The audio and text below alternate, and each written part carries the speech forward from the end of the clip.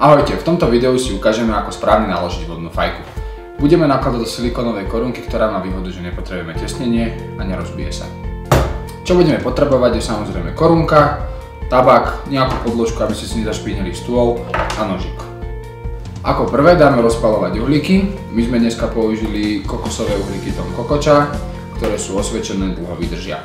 Potom si pripravíme tabak, dnes použijem žltý melón od Alpha Caru. Tabaček si položíme na podložku, zoberieme nožík a na jemnúčko si nasekáme. Tabak sypeme do korunky tak, aby bol v jednej línii a rovnako sa spaľoval. Tabak máme naložený a teraz máme dve možnosti. Buď použijeme klasický aloval, alebo takýto Heat Management Amidolux.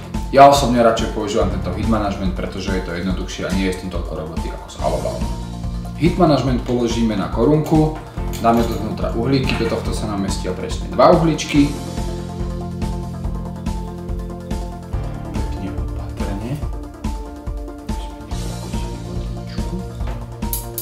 Dáme vrch Heat Managementu, necháme nejaké 2-3 minútky tabak zahriať a môžeme fajčiť. Vodnú máme kompletnú, tabak máme zohriatý, môžeme fajčiť.